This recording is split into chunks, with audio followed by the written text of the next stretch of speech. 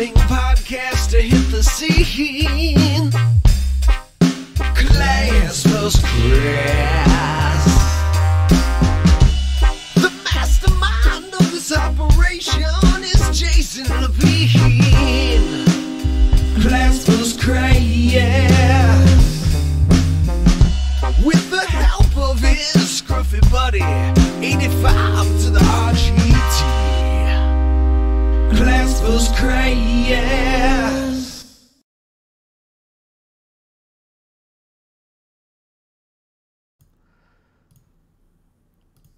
I hate everything. Welcome everyone to the Class vs. Crass podcast, where we have always so many damn technical difficulties whenever we try to do one little different thing. So for some reason, my face isn't showing up. But I'm your host, Hey Jay. Joining me as always is RGT85. What are you giggling for? Every time you try to set up a thing, it never works. It literally never works. This is so stupid. We do this every week, and it's only every week that like you give this channel a shout out that everything's just like, I'm just gonna crap out today. Because you try to do too much.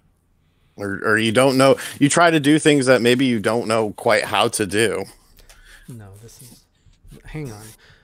The last time I fixed this, all I had to do was hang up in the call and call you back. So, one sec. Ah.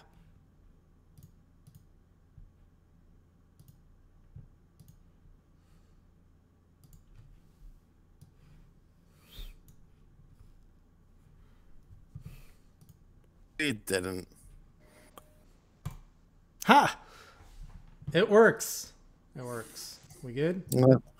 Yeah, that's good. Yeah. I guess. Everybody saw my very embarrassing desktop background, though.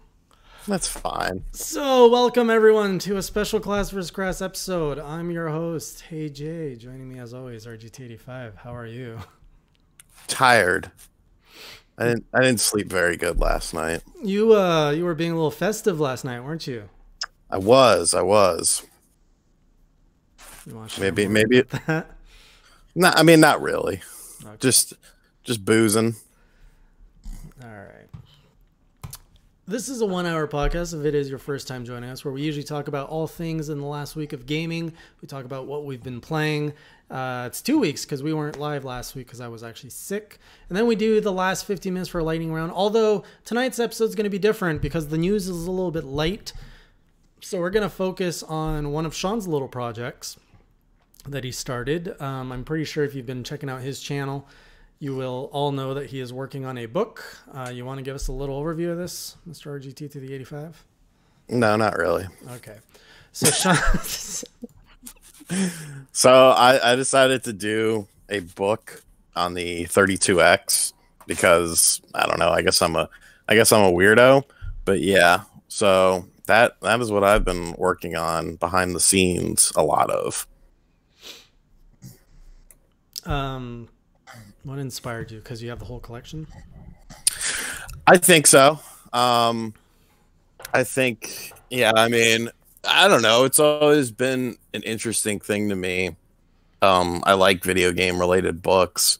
Mm-hmm. So I was like, it'd be, I've contributed to several, but I've never like written my own. So I figured, why not try it? Like, obviously there's not, a market quite like, something like the NES or the Super Nintendo or something like that. It's obviously a very sort of pigeonholed sort of thing, but I don't know. I think it'll come out really good in the end. And, as far as like who's going to want it, I think, it's a book, not necessarily just for people who like the 32X, but, retro gaming in general or video game books in general. Like, I don't really give a shit about the Super Nintendo because I didn't have it growing up. Like, obviously it's a good system, but I have several Super Nintendo books. So it's like, I don't necessarily think it'll be just segmented towards people who just like the 32X, but who knows? And how I play into this, so I caught wind of Shawn working on a book. I was like, hey, what are you doing here? And he didn't want to tell me anything about it. So I poked and prodded, and then I was like, oh man, you gotta let me help you with this book because I love these kind of projects. Personally, I've actually never played a 32X, nor have I owned any component of a 32X. It was kind of a legend when I was younger, like flipping through the magazines and stuff. But anyways, so I asked Shawn if I could help him make this book look good.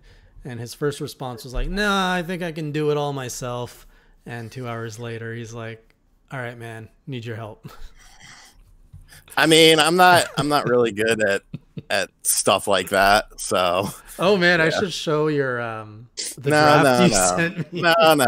It was a work in progress. There was still time for it to come around, but yeah, it wasn't that good initially. I will be honest.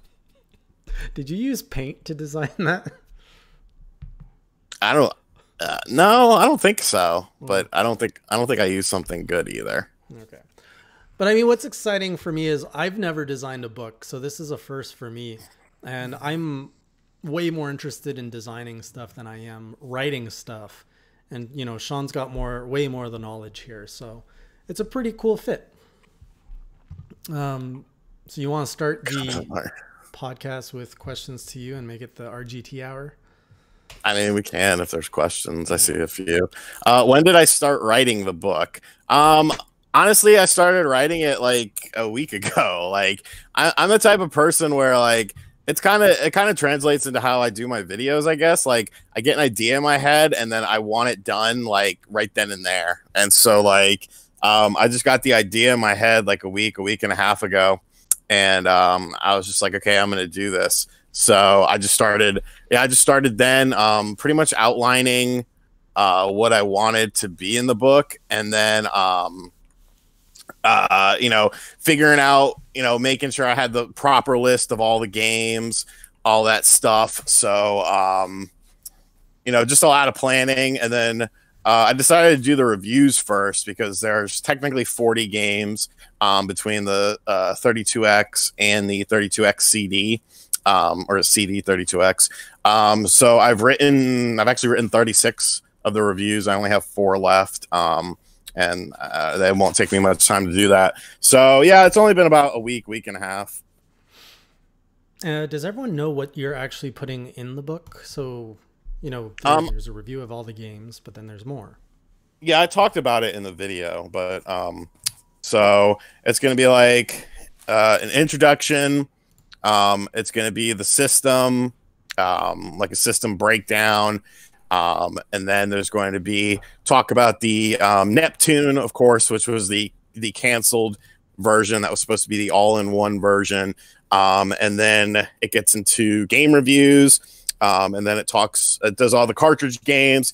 Then we talk about the CD 32X, and then it has all the CD 32X reviews. And then there's unreleased games after that.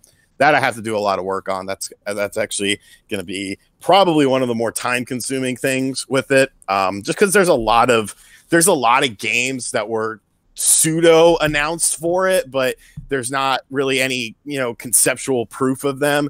So I'm kind of trying to, like, a game like Daytona USA was kind of off mention in a French, I believe it was a French Sega magazine. And it's like, I'd love to talk about that, but there's just not enough stuff to it. But then on the flip side, you know, there was that Castlevania game that was the Bloodletting that was, you know, canceled for it. And of course, there's no pictures of it, but I figured, you know, that's something worth writing. But there's actually a lot of, you know, prototypes out there and stuff. So I don't want to talk about necessarily every single canceled game, you know, port wise and stuff like that. Really just the ones that I feel are more interesting to me, and there's more tangible evidence of. There's going to be actually a small section after that for homebrews. There's not really a big homebrew scene on there, but it would be, you know, it'd be good to talk about those too.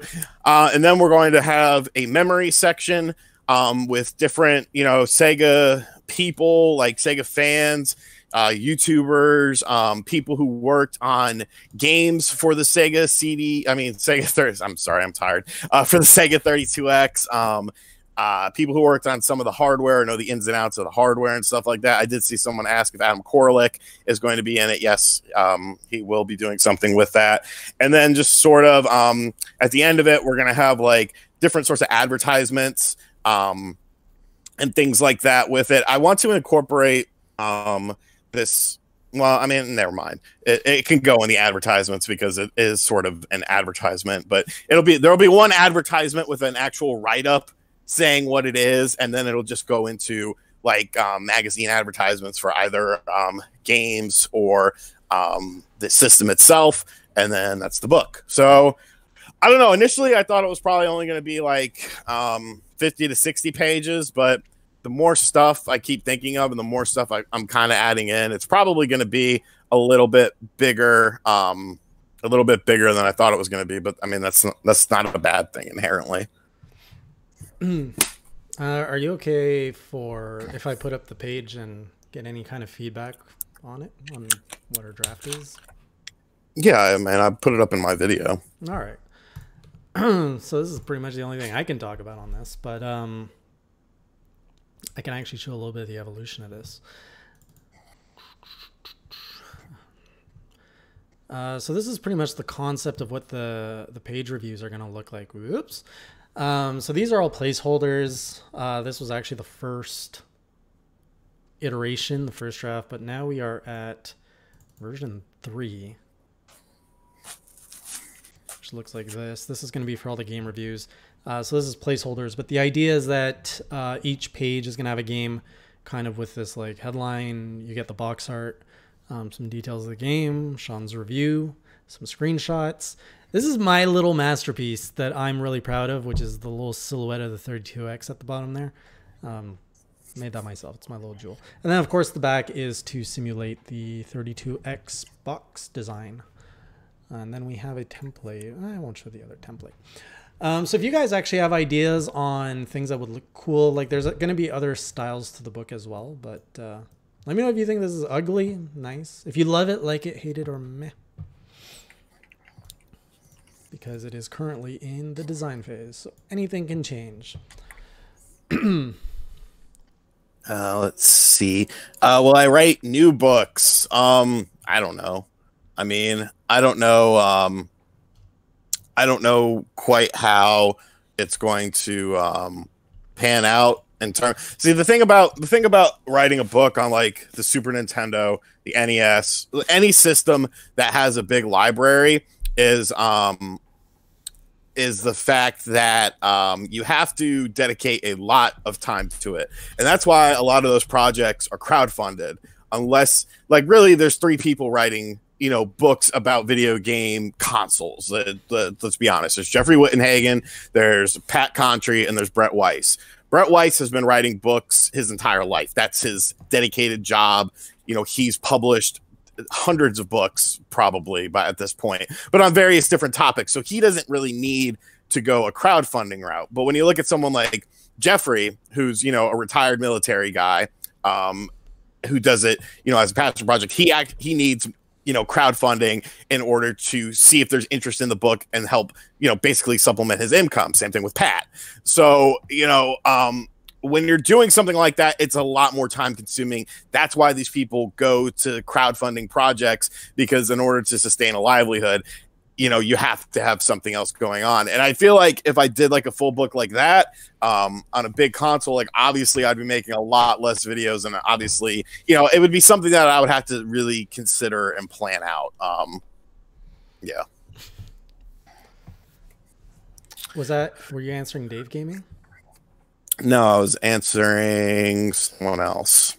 I forgot their name. Dave was saying, will the book have colored pictures? Will it be available on Kindle, hardcover, and or paperback? Will Patreons get signed copy as a tier? What guests will be contributing to the book? So you got a lot to unpack. All right. Will the book have color pictures? Yes. Everything will be color.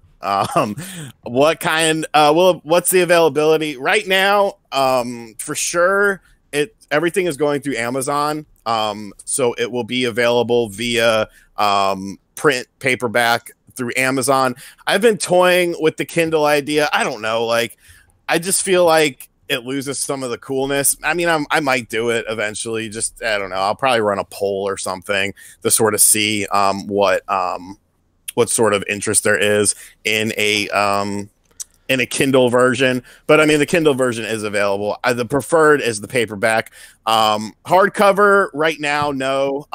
Maybe down the road we'll do something with that, maybe like a special edition. As far as the signed copies are concerned, there's going to be signed copies, but the way I'm doing them is kind of functified because I guess me and Jason are doing this all through Amazon, and Amazon actually prints them as the orders come in and then ships them directly to the consumer. So I will not have any real product in my hand. However, I have decided that Castlemania wants to stock some. So if for some reason people want a signed copy, he will have some signed copies of the book available on his website, and you could order it through there. I'm going to try to have the same price and everything on Amazon and on there, so there's no real difference where you're getting it from. I just sort of have to think of the logistics, cost, how much to charge him, all that bullshit, stuff that you don't really care about. And then as far as guests, I don't really want to say too many guests because I kind of want there to be an element of surprise. Adam Koralik is in the book. And honestly, like right now I have 1, 2, 3, 4, 5. I have 5 confirmed guests that are helping in the book. And I obviously want to expand that a bit more. I pretty much have all the YouTube related guests that I want, which is actually only 3. Maybe I'll add one more to that. Actually, there is one more I want. Norm, the gaming historian. I try to get him. He won't fucking follow me on Twitter. I made a post saying, please like and retweet this tweet so that Norm will fucking follow me. And it got all these likes, got all these retweets. He never followed me. Joe from GameSack tweeted at him, was like, dude, fucking follow Shawn. He still won't follow me. I have his email if you want it. No, I do things my way. Okay. So yeah.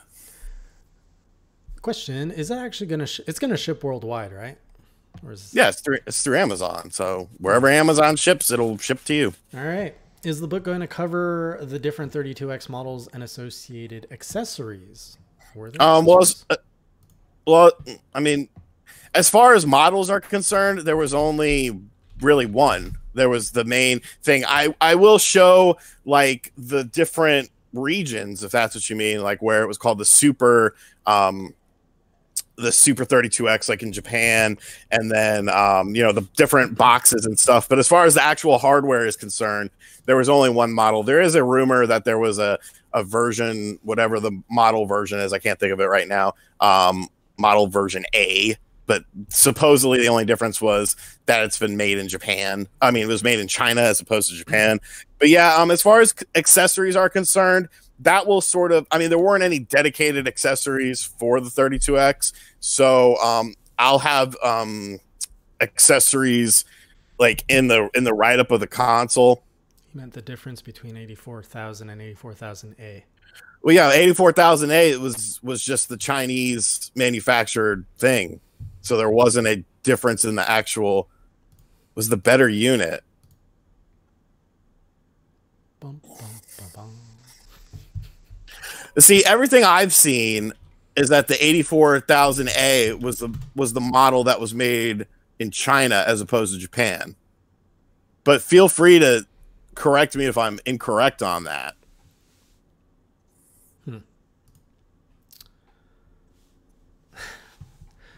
One up, John. I'm asking for the same thing. I'm like, can we do a hardcover? But I think it's really doing one thing at a time. You know, neither of us have ever made a book, so let's just get one out the gate first. Right. I mean, it would be cool, but I don't know if it would quite make a big enough difference. For what? To do a hardcover. It's just, it looks good. Like right there, I got 2 in the back. All my gaming books are hardcovers, so it just flips. Also, I wanted to say the Kindle thing, you were undecided with that. I think it'd be really, I don't know, but I assume if I was a collector and I'm going around like collecting stuff, if I have a Kindle that I can carry around to do that, it's easier and lighter, right? So like at home, I would want the book, but on the road and stuff, I would want a Kindle version of all my, like if I need to reference something from the books that I collect. So there might be, that might be an angle you might want to consider. Are you reading up on the different models? Well, the A stuff. Yeah.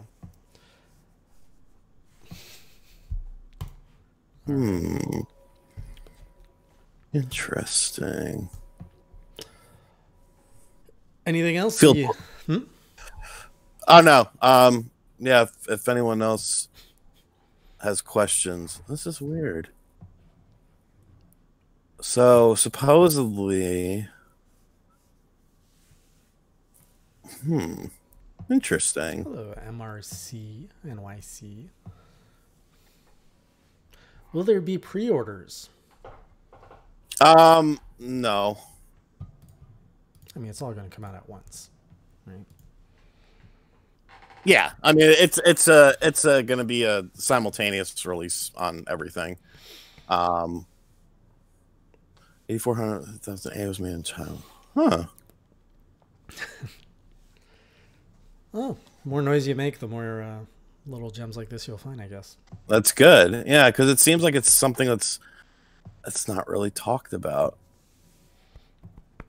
Interesting. I'll have to hit up Bob from Retro RGB. He would probably have some good info on that. No pre-order bonuses. Okay, I literally just said I was gonna hit up Bob. Any good platformers for the 32X? Yeah, I mean Tempo is really super good. Like it's super under the radar, and nobody ever really talks about it, and looks really good. It kind of reminds me of Rayman from an aesthetic standpoint, where it was like it really stood out at the time, and then it sort of still stands out today, I feel. I prefer hardcover books for the ones I collect. Yeah, like I said, I would like to do a hardcover. It's just once I start, because everything is going through Amazon, it's kind of like I would have to do something separate. So it would be, it'd be something I have to look into. It's not something I'm completely writing off, because I actually know people who do hardcover books and stuff like that. But it would just be something that I would look at, sort of down the road, just to sort of see, interest wise, because that would be something that I would obviously have to house here, basically. Like I would have to order them, see how many people actually wanted them. So maybe if I do that, you have a Canadian base here. I have a Canadian base there, evidently. So maybe if I do that, I would do something like that. Where's Castlemania based out of? He is out in Seattle. Oh, so we got the West Coast covered, East Coast, North Coast. You're not a real coast. What is this side expansion port terminal thing? They never really did anything with it, unfortunately. They could have, probably should have, but it would be kind of it. I don't know if there'd be an audience for this. For me, it's a little interesting. If there's be like schematics that kind of look into like this. Is this pretty much the only hardware that interconnects in this way when we talk about all consoles? Like this is a pretty unique hardware feat of combining hardware in this way. I don't think the Sega Genesis really had any competitor in this kind of regard, right? As far as attachments are concerned, like this on this scale, like this is literally you're adding another console to get the double the power. Well, I mean, they had modules on some of the older consoles, like voice synthesis modules and stuff like that. And there was, games that would only really work with those. As far as, I don't think any of them. Yeah, Famicom Disk System. I really don't think that any system or any company really quite took it to the level that maybe Sega did stateside. Especially stateside. Like the Sega CD was like, mind-blowingly crazy when it was like, oh, you attach this to your Sega Genesis and play CD games. Like, what the fuck? I don't know why they went that route. you know, instead of doing a dedicated console, I guess because, you know, the Genesis was still pretty new to the market. So it was weird. I think they didn't quite grasp hardware at the time. You know, they thought that people wanted to hang on to their existing hardware and just keep upgrading it. But it was ridiculous because the price to upgrade was pretty significant. Right. And then of course you had things that you could put into, I mean, look at Sonic and Knuckles. Like, you would put additional cartridges onto there. And then I saw Zypher just asked about the Mushroom Cloud. Like, you put the 32X in, you put a Game Genie in, you put a Mario or Sonic and Knuckles in there, and then you stack shit on top of it. Like, it's crazy. There were so many different things, cleaning cards, shit like that. So yeah, you put a Power Base Mini on top of that. Jose, I have some actually I have some really good Class vs. Crass artwork of Shawn and I that I've been trying to figure out a way how to print a physical. This might be a good way for anyone who wants to order the book that is also a fan of the show. We could probably include some, although like Shawn said, we don't actually touch the book. It goes from Amazon to you. So right. And the ones that Castlemania is going to sell, basically I'm going to buy them and then sign them and then ship them to him, and then he's just going to have those in the store. That's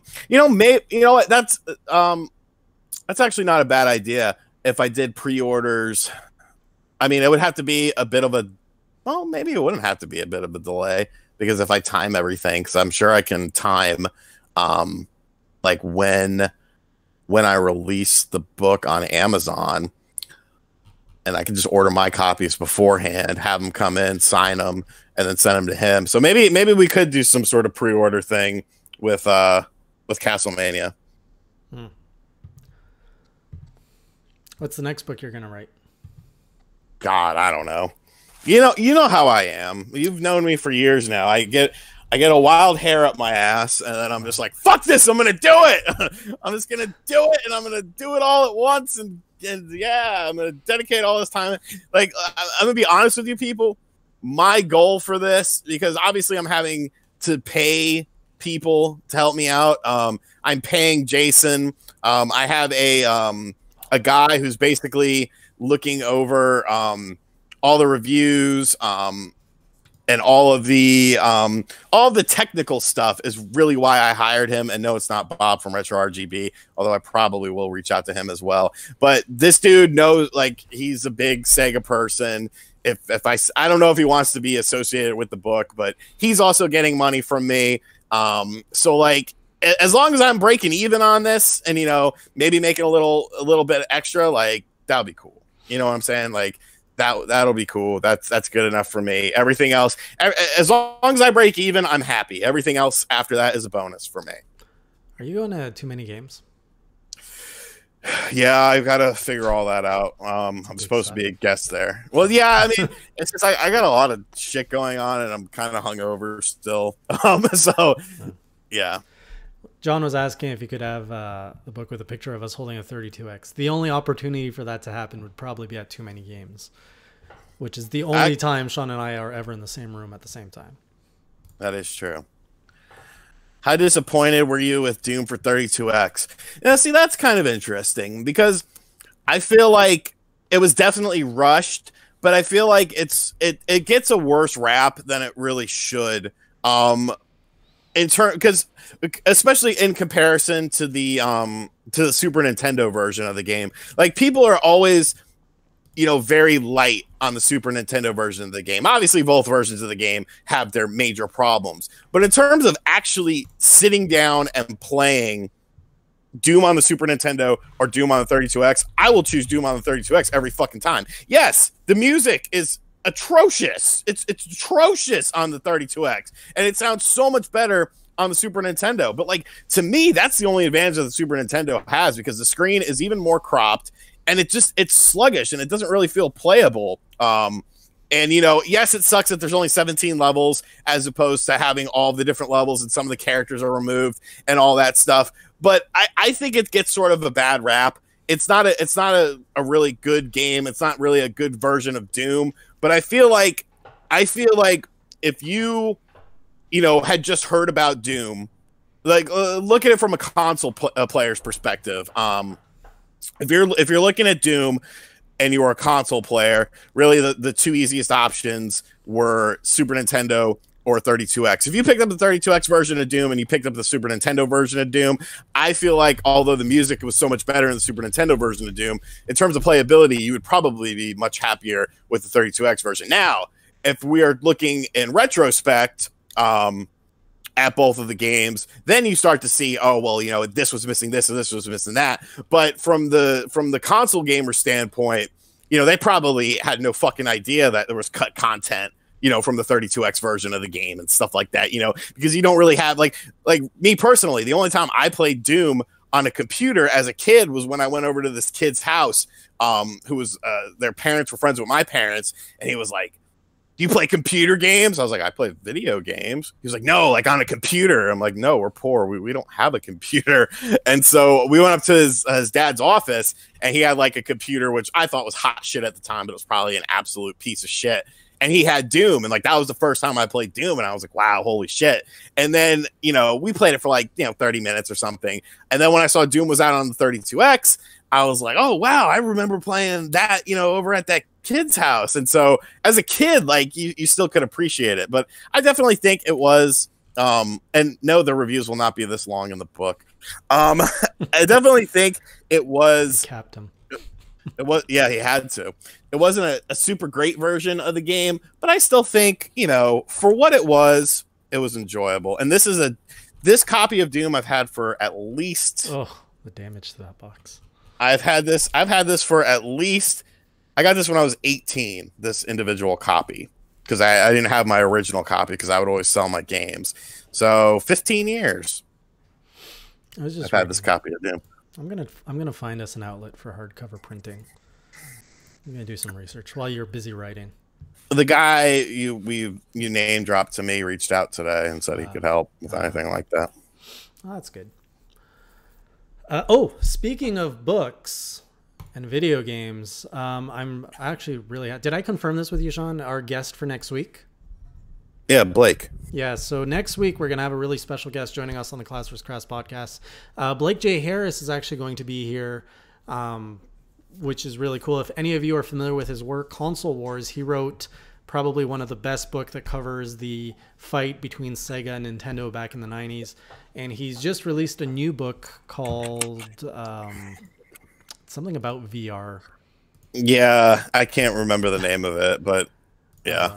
But yeah, it's going to be really cool to talk to him and hear his insights about how Console Wars came to be. And of course, we're going to be hearing about his new book and what that's all about. I didn't read really much of the new book. But yeah, super excited to have him join us. I've been following him for the last like 4 or 5 years. Zypher, or is it Zephyr? I'll say Zephyr. It's easier for me to say. No. I will play the Sega Genesis version of World Series Baseball, the original one, any day over that dog shit. There's so many problems with that version of the game. It's sickening. And it's a shame because World Series Baseball on the Genesis was choice. But the 32X version, no good. You have more you want to talk about the 32X, or shall we go into some of the week's news? We can go into news. All right. Before we get into the news, let's start off with what have you been playing? What have you been playing? A lot of 32X stuff. I can imagine. Yeah, a lot of 32X stuff. I've been playing some of this. I actually want to play it some more. 40 Winks on the N64. Why is that box look? Oh, this is one of the this was just released, right? Yeah. I'm impressed with this game. If this game would have came out, like I said in my video, it's not Mario 64 or Banjo-Kazooie. What's it called? But it's called 40 Winks. I'm gonna say it's right under there. Like it's right under it. It's under it. It's in the better tier of 3D platformers on the N64. By far. I mean, it has 20 years of additional experience to throw against it. This is not a new game. This was a game that was canceled back in 1998 because GT Interactive was releasing it on the PS1 and the N64. They ended up releasing it on the PS1 in Europe, and then it never came out for the N64. The N64 version was scrapped. And so this is the first time it's actually been like released because Pico Interactive picked up the rights to it, and then released it on a cartridge, and it's good. Like I was pleasantly surprised with it. I think it could have been a decent seller on the N64. I'm pulling up the trailer for this right now. If I can't get a good night, it has 2-player co-op as well For a 3D platform? for it's only in the N64 version. Welcome to the game of your dreams. Welcome to 40 Winks, a truly challenging but still awesomely fun adventure in the most surreal 3D environments ever dreamed up.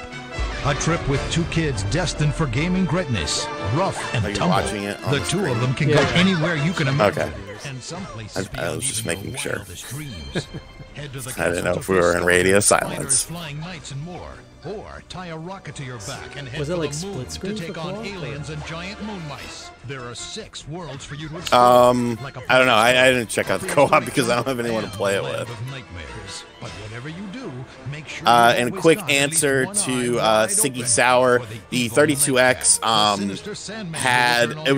it was supposed to, it did have its own sound chip that was supposed to be worked in unison with the Genesis, but most people didn't do that. They just used it in place, and so that's why a lot of the games sound exactly the same in terms of audio, especially like ports, because they didn't use it in the way it was intended to be used. There are some better examples, like Knuckles Chaotic. Like I don't think that music could have been done on a stock Genesis. That music's really, really rich, and there's a lot of different audio effects. And there's some games.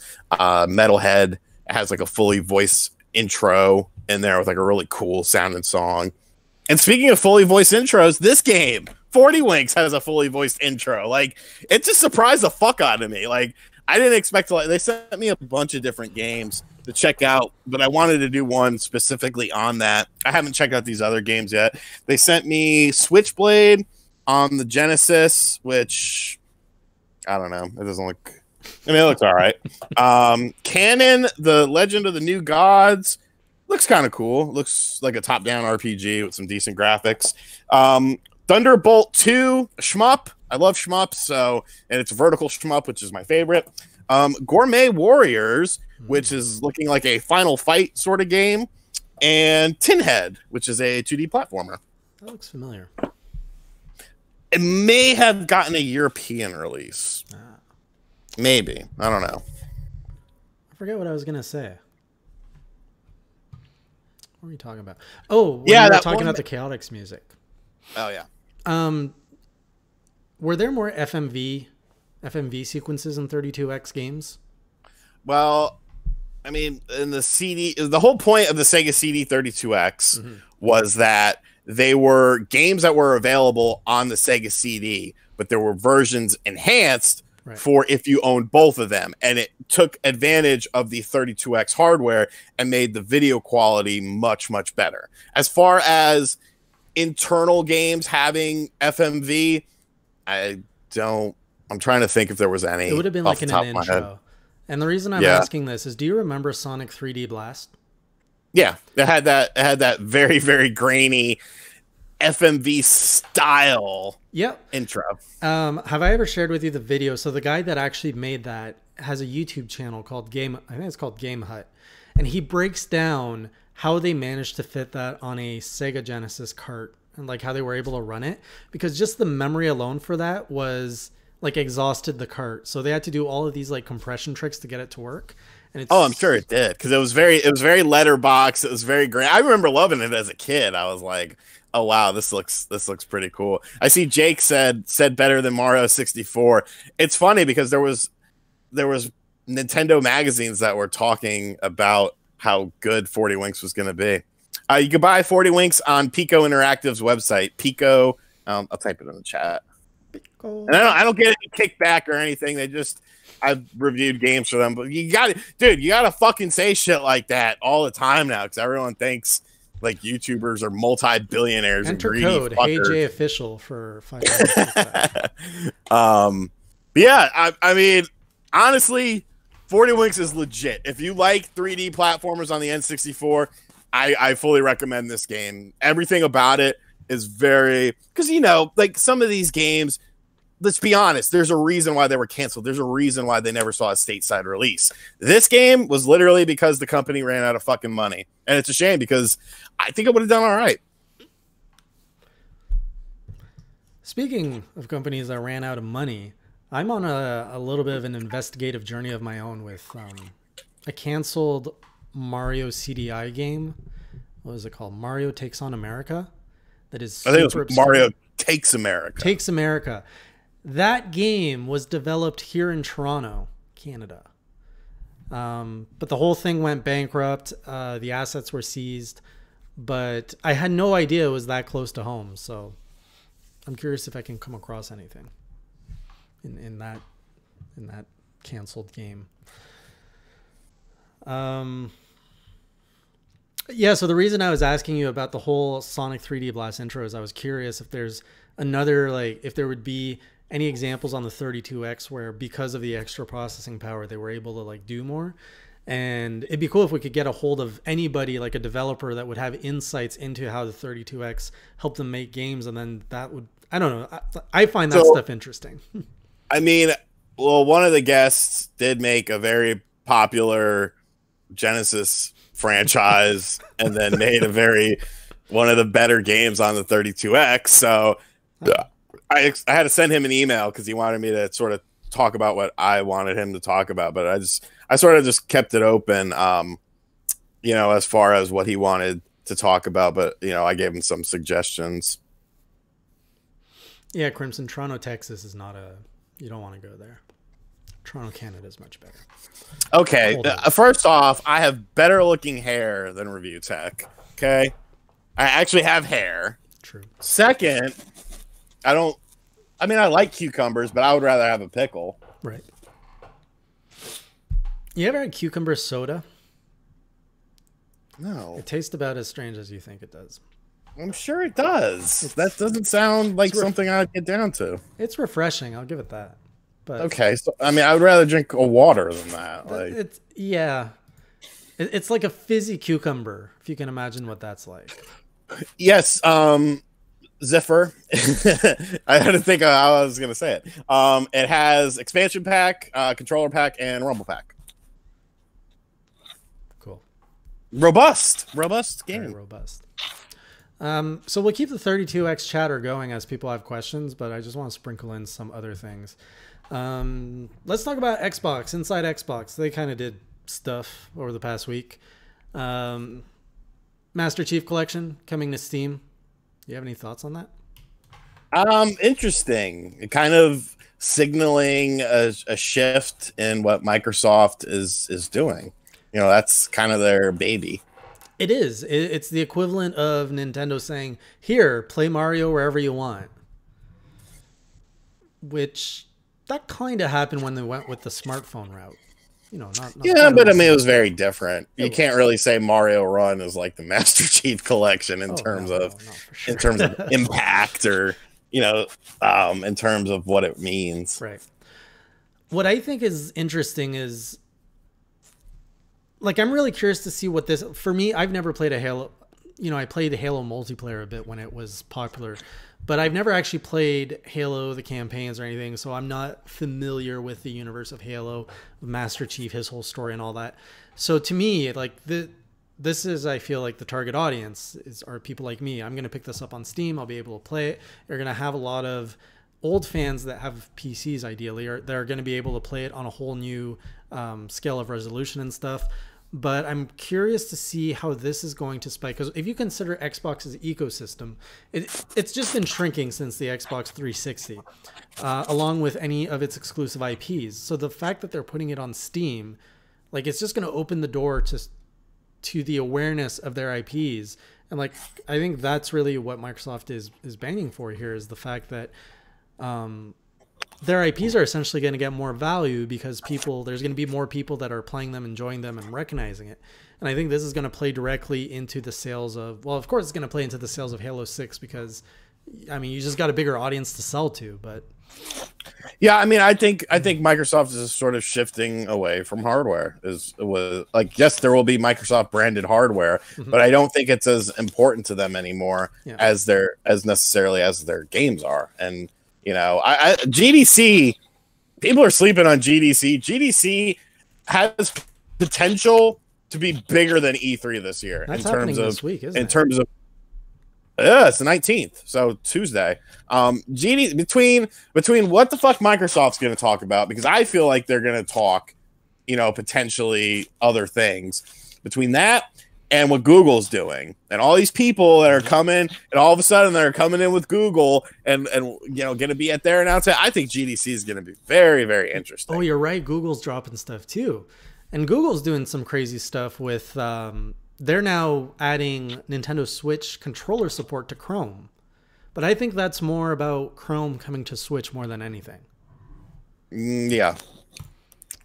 But it's really like, I feel a year that's going to shake things up. Xbox is doing some crazy stuff. Like they're saying they've already rolled out their Xbox Live to mobile. So you can now, developers can actually integrate Xbox Live into all their games, whether it's on Apple or iOS or Android. And then you've got, you know, Switch. Those details are going to be unveiled this week. We've got Google Chrome unveiling Google unveiling their gaming system. That's also this week, right? The GDC. It's at GDC. Okay. I think you're right. But then there's also rumors of the next Xbox hardware being revealed at E3, right? I'm starting to. It depends, because then there's the whole chance. I don't know if he said it. I don't think he did say it. I don't think so. The Maverick. What's this? The Maverick, the discless Xbox One system. Some people are thinking that it's going to be unveiled at GDC as well, because if they're doing, you know, late April pre-orders with a May release, you kind of got to talk about it soon. What better place than to do it at GDC? Yeah. Tell us more about Chrome for Switch, Jason. Gintoki. So there's not much to say other than someone pretty much saw like a repo build of Chrome or something where they're basically adding in support for Joy-Cons and the Pro Controller into a future Chrome build. So what this means is that for some reason they're adding code to the Chrome browser so that it can support Joy-Cons and the Pro Controller. And to me, the only reason that you would do that is because Chrome is going to be running on Switch soon. Like the first thing I thought was like, oh, cool, they're going to be like, they're working with Nintendo for something, but there's no other reason you would want Switch controller support for Chrome unless Chrome is coming to the Switch. Or is there? What do you have? Their whole streaming thing. What streaming thing? Remember how they did Assassin's Creed Odyssey? Project xCloud or whatever the fuck it was called? Project xCloud. Ubisoft and Google. Was it? It was a Google Chrome thing. So they could be doing it for controller support for their Chrome streaming games. I didn't know that. Silly man. Say silly man. Well, that's why we have this show. You know, two heads are better than one. So it's interesting. I'm really curious. What do you think Chrome is going? Like right now, to me, Google is not sexy. Like in the gaming space, to me, Google doesn't do hardware. Or do they? I mean, they have, but they haven't done anything well. Like they had Google Home, but then you have Amazon's. What's Amazon's? Is it Alexa? Yeah, that's much better. Basically, Felix, what's sort of being tinkered around with is that there's going to be multiple SKUs. Like there's going to be an actual system, then there's going to be an actual system that's like better spec wise than the Xbox One X, and then they're also going to have their Chrome streaming stuff as well, because evidently the cloud is the future. You say that with so much doubt. Oh, did you know that you can now also stream PlayStation games to your phone, or like, is it Yeah, I to saw iOS? that. Any iOS device can now, you can stream your what's it called? PlayStation. There's a word for it. PlayStation Remote or something. Now. Is it PlayStation Now? Oh no, PlayStation. Yeah, remote play. Remote play. That's what it is. So yeah, we're seeing a shift. Definitely. I don't. This is really small. Like, I don't think a lot. I don't know anybody that's playing their PlayStation games remotely, but it's interesting to see because things are changing up, and the fact that Xbox is abandoning hardware, I mean, that makes complete sense for them. Hardware was never the moneymaker, and I think Xbox is realizing more than ever how they were just cornering themselves on this island when they can just be like connecting to the main LAN and just being like, all right, you guys want games? Here's some games. And they're just going to make a ton of money off the games. And then you've got Epic Games coming in with their Epic store. And they've got, I don't know if you saw my show yesterday, but they've got a whole 6-month roadmap of new features coming in that's going to bring them up to speed with what Steam's offering. So, But aren't they stealing your information? I didn't quite catch that story. Yeah. That's like a big thing that's going around right now, and like tons of people are removing the Epic Store because it's basically taking information from other programs on your computer. What I heard through the grapevine was that it was a accidental thing that was bundled in with Fortnite or something. But I don't know. Epic Games stealing. Yeah, I should have looked into that more. Epic promises to fix. No, that's not it. Yeah, there was something with privacy. Epic Games is stealing our information through Fortnite. That's probably a whole story in and of itself that I have to catch up on. Yeah, Spawnwave did a video on it. Yeah. He should. He covers everything. Salty. No, it's not. It's a point. Like, salty. When you do it full time, you Jesus. cover everything. There was no salt there. It's basically spyware. I made a vid on it. Oh, Smash JT made a vid on it too. Yeah. See? All right. Everybody's making a vid on this. Piece of shit. Why did you make a vid on it? A 10-minute video? Wow. First off, salt. Second off, no, because I try not to talk about things I don't really fully grasp or understand. That's fair. And like by the time I researched all that and then, formulated a video on it, I don't think anyone would have really given a shit. So it was kind of like, whatever. Okay. Is there a homebrew scene for 32X? Very small and very dead. I'm going to cover some of the homebrew projects, but let's just say it'll easily fit on one page. Say that. You say that now. No, it will. Like there's hardly, I mean, there's some smaller stuff, but as far as stuff that's like actually worth talking about, yeah. I wonder how PlayStation is going to react to Xbox opening its floodgates. Because now, like... What do you mean? Now they have it where you can play your shit on anything. That's their answer. Yeah, but it's not friendly yet. Like, they have a long ways to go. So, literally in 2019... Do they? But do they? They're on top of the world right now, so they don't have to do anything. They're on top Microsoft, of the console war. Or console world. And in game sales. Microsoft... When's the last Microsoft exclusive that sold worth a fuck? Has there been one this generation? No, so they got nothing to lose. Besides Halo? No, they got nothing to Maybe lose, which is why they're doing this. But think about it. You got PlayStation selling like, what, 5-10 million copies of their first-party exclusives? Something like that?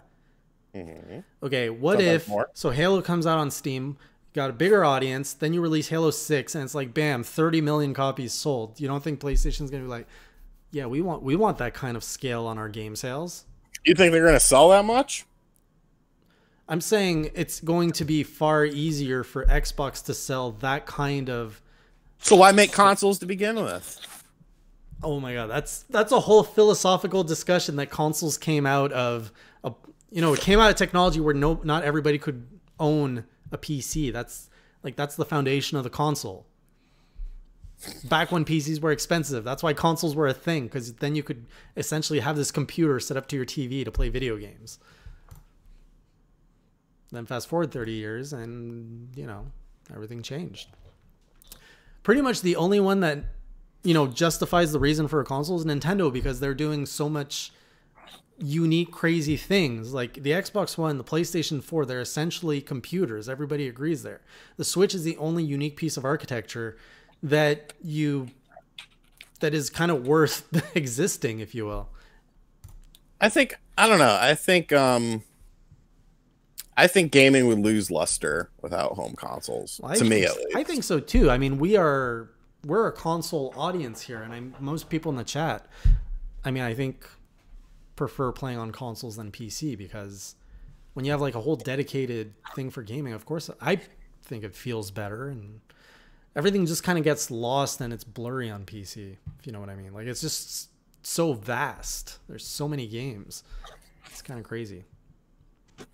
I mean, that's why so many games that release indie games, especially. I think here's a hot take. Hashtag Rerez2. Salt. No. If home consoles went away, indie developers would suffer. Absolutely. Yes. Yes. Indie developers would suffer. Okay. Hang on. Because when you look at a lot of games, especially really good ones that come out on Steam and then release on PS4 and Switch more so than Xbox One, but even Xbox One to some degree. Mm-hmm. If you look at the sales for those games, a good chunk of them, most of the time, are a majority consoles.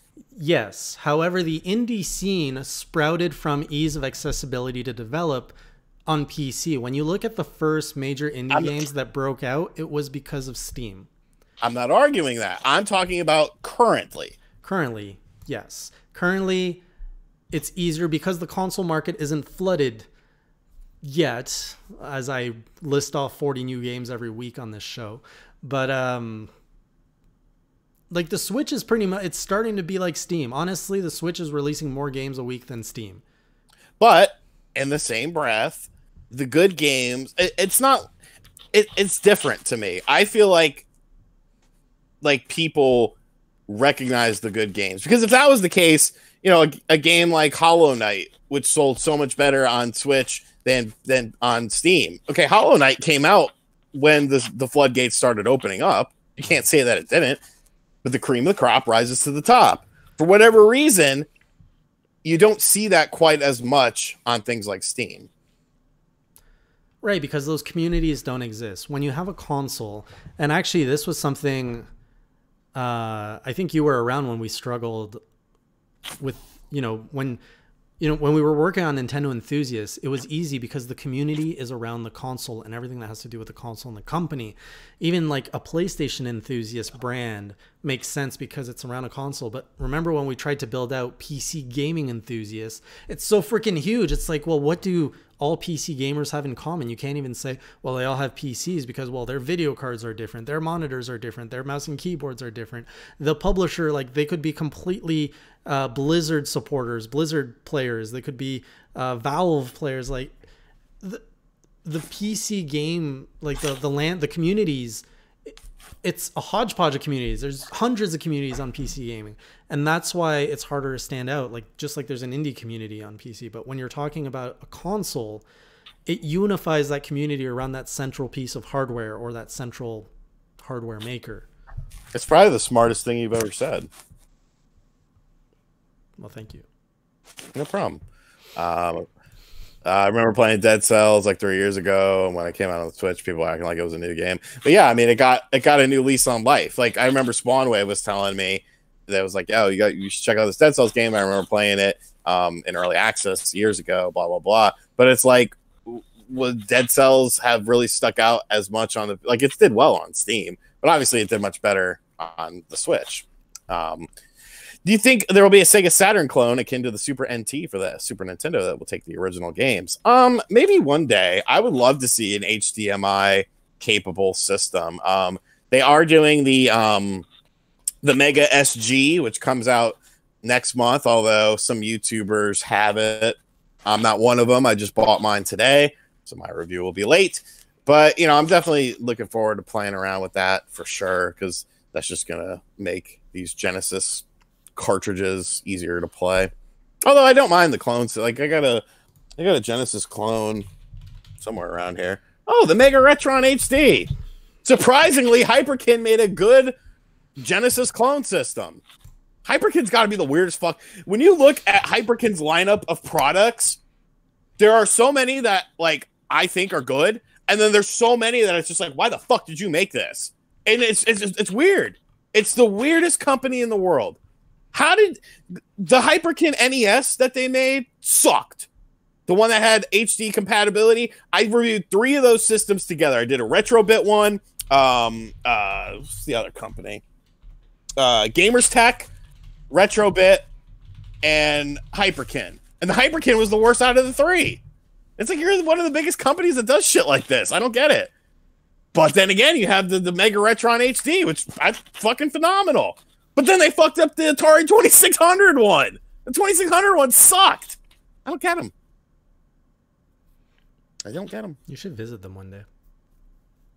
I used to talk to them, but they don't talk to me anymore. Probably because I say some of their shit sucks. But I mean, it does. When something is good, they should talk to you. When something is good from them, like I love the Mega Retron HD. Blown away by it. Thought it was super good, very high quality, probably the best in terms of price point and value. If you just want to play Genesis games on your HD television, you're not nitty picky about graphics and all that sort of stuff. You just want to play your cartridges, buy one. It's a good system. But don't buy their NES one. Don't buy their Atari one. Well, yeah, that's the thing. Like the original Retrons that were HD were okay. Those weren't bad. The Retron HD though, like colors were all fucked up. There was all sorts of weird stuff with that thing. Very strange system. What was that one? I remember you had like a portable SNES. Wasn't that Hyperkin? No, that's a Superboy. Who makes a Superboy? My brain isn't working. Do I have it out on display? No, I don't. I don't know where it is. Is that Hyperkin? Is it the Superboy? You said? Yeah, it's Superboy. Super Mario. It is Hyperkin. Yeah, there you go. And then they made the one that had just the widescreen on it. And I don't know if you could ever fix it. Could you fix it? No, I don't know. The Superboy S.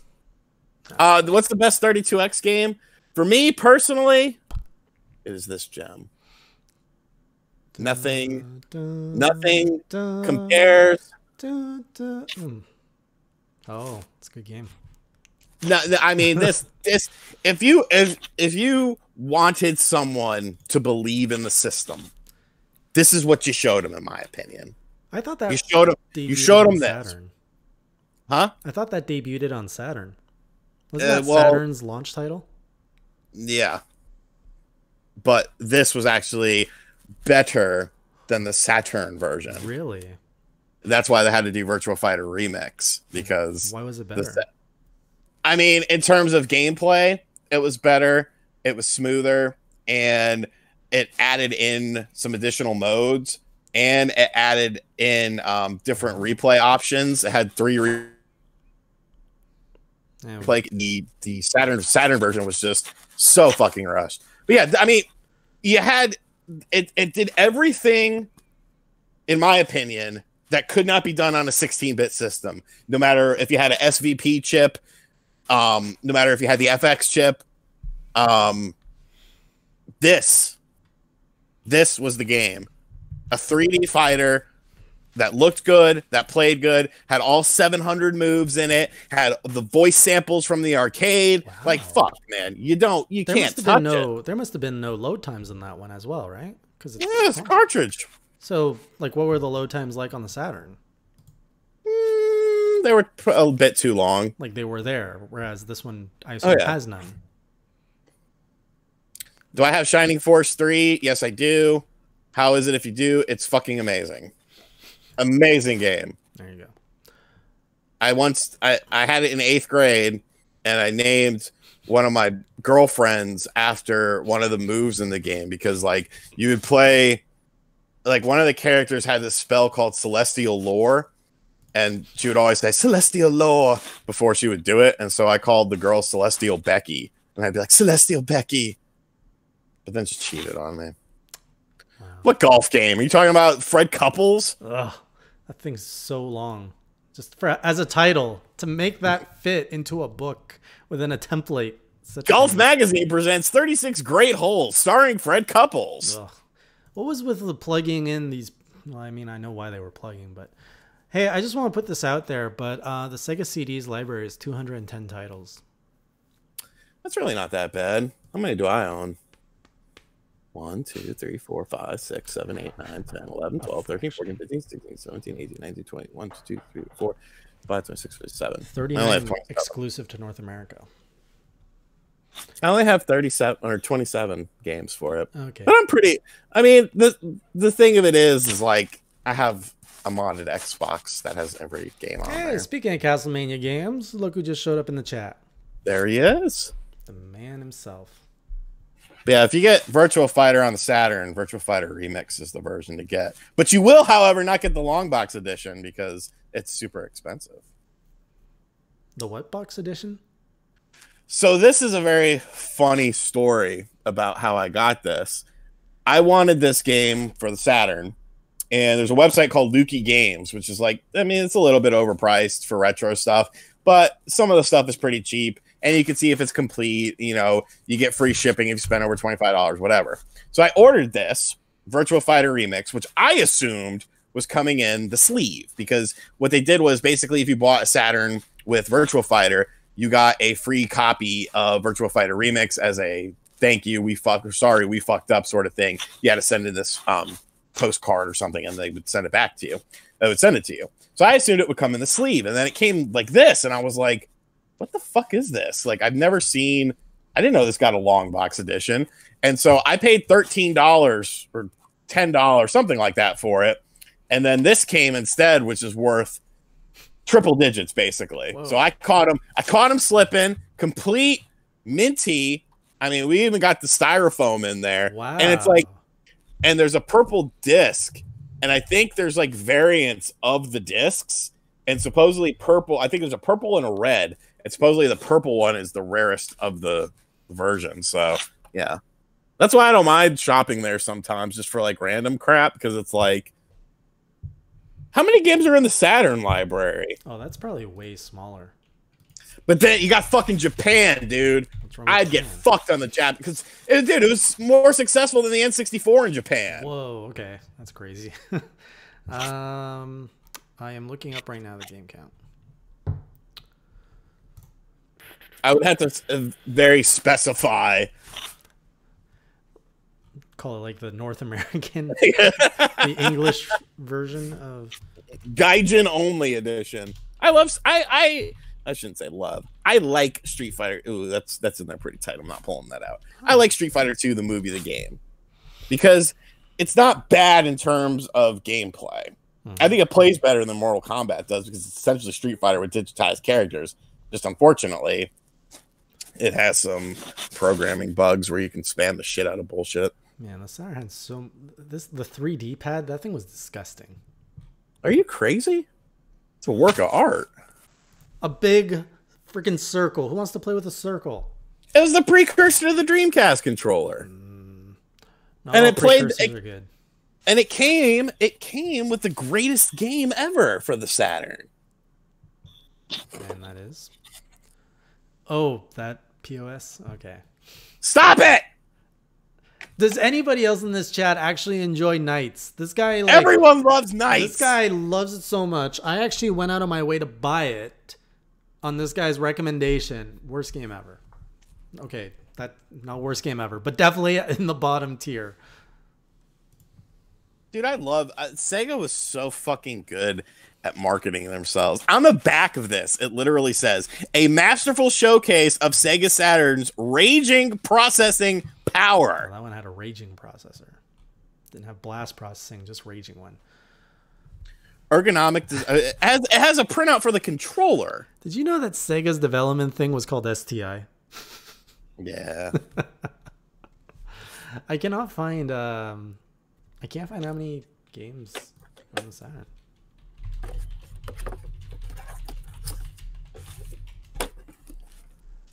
Wow, 1019. Good luck. Well, that's because of Japan. North America is probably like 300 or 400. Japan fucked it all up because the system was good there. Yeah, I don't know if they actually break it down. Is that like the size, like the NES and SNES library? Like that's the same kind of size we're talking about, right? Well, most of the, come to think of it, most of the books don't do all the Japanese games. No. Because there's different ones, and it's like, how did you know? I got the 32X only had one fucking Japanese exclusive, and it was a game that released on the Super Nintendo in the States, so it was like, oh, this is easy to talk about. I like how the 32X library is like the perfect little like baby book for you. It's literally the smallest console. I mean, no, you got the Virtual Boy. I mean, you don't even need a book for a Virtual Boy. That's how little. Why? If you had like 20 games.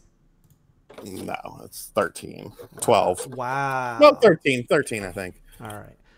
Oh, someone actually asked a question for me on.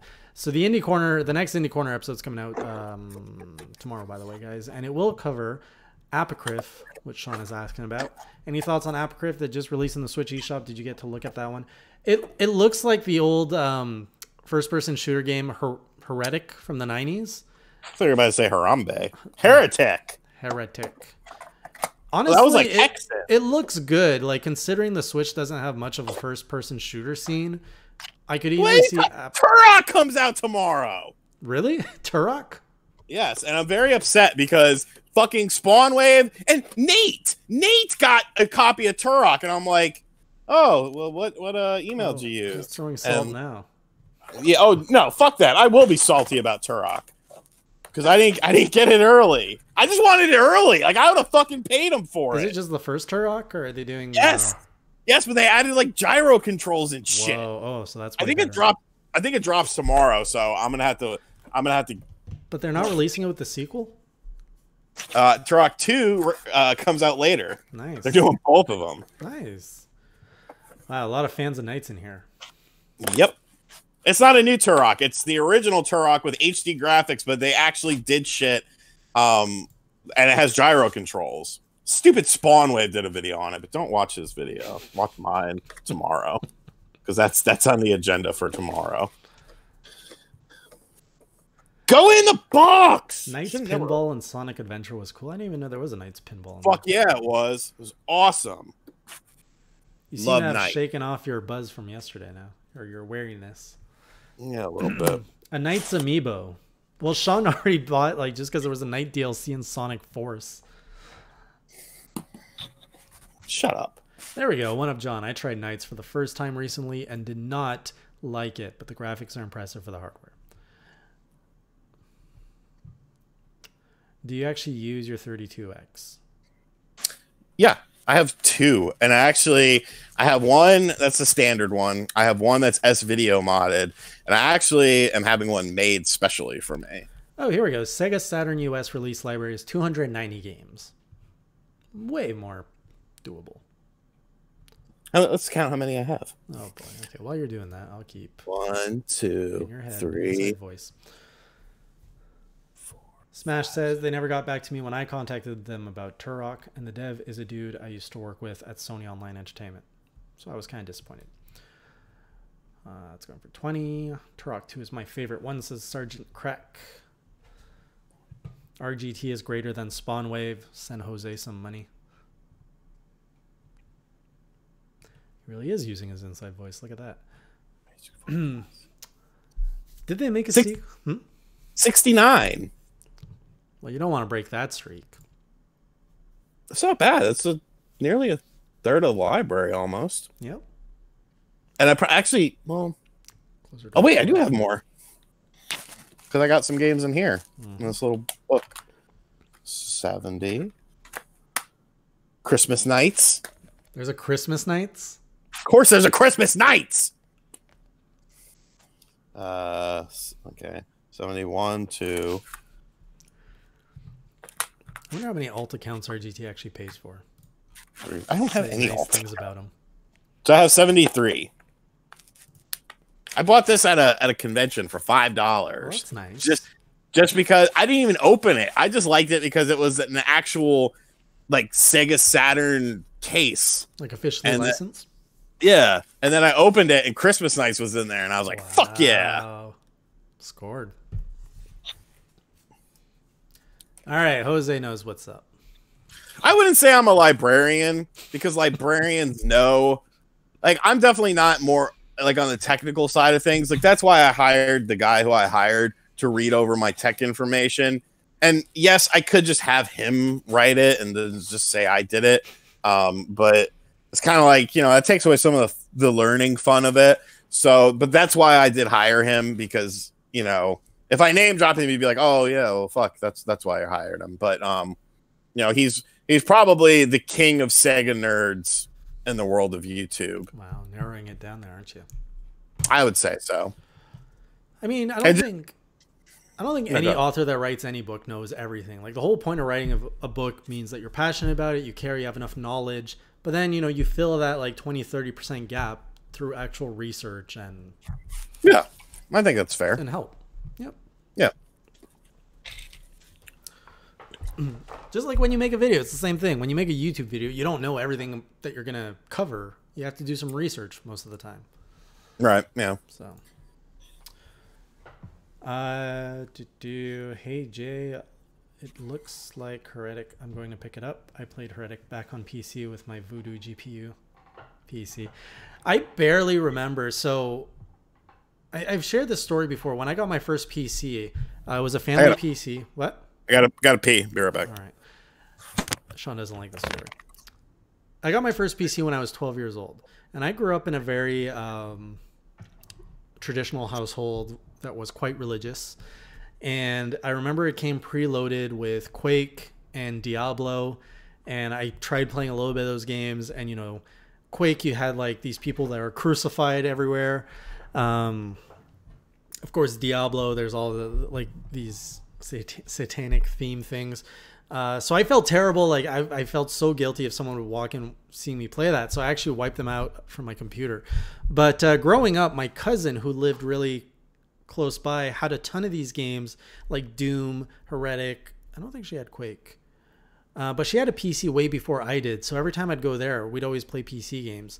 And I'd always be the kind of kid that would want to watch them play, because like they were first person shooters. I didn't have any of that on my Sega Genesis or on my NES. So I'd always go there and watch them play shooters, and they would play Heretic. And I was always like, oh, this looks so hard, but it was really cool to watch. So I can't actually like speak for how well it played, but it looked like it was fun.